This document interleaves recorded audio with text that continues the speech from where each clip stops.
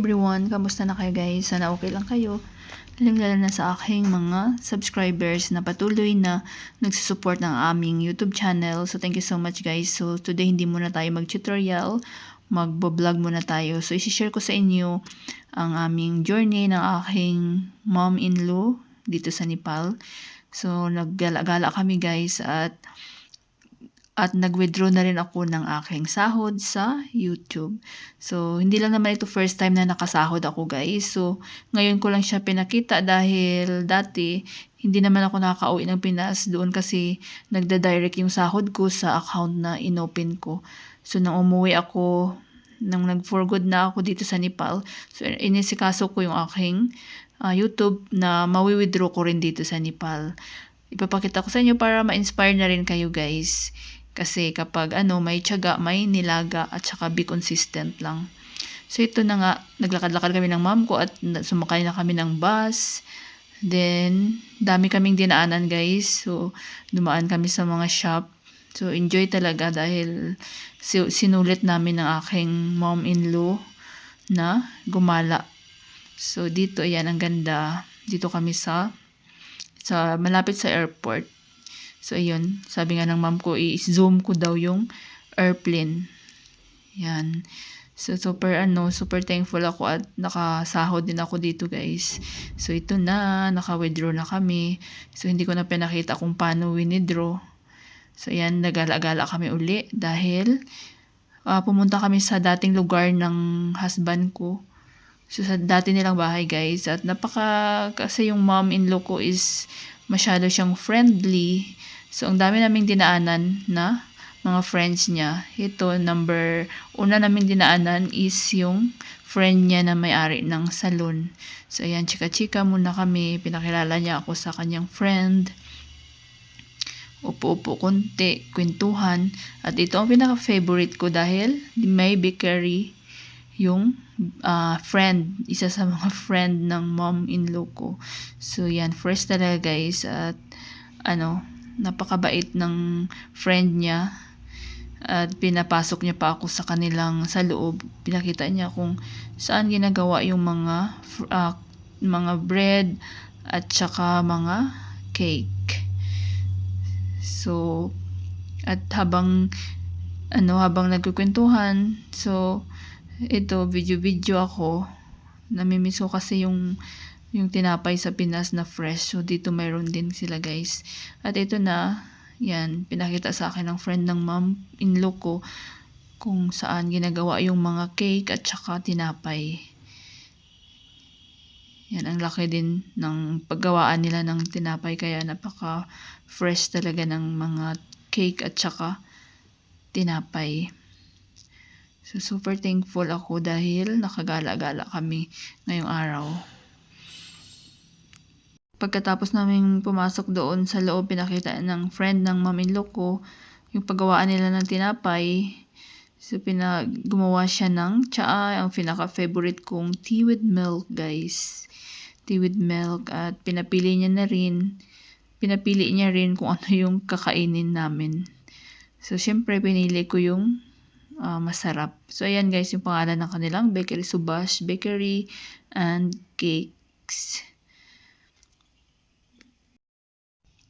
So, ayan, hinihintay na nila ako dahil ready na yung aming snacks.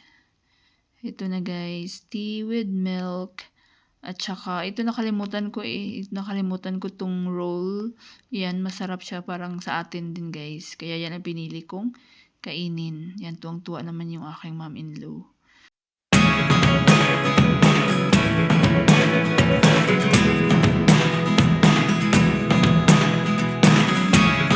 Never really know what's going on. Look at me sometimes like all you want to do is run.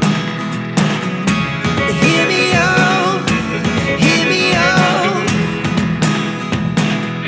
It's all the things you never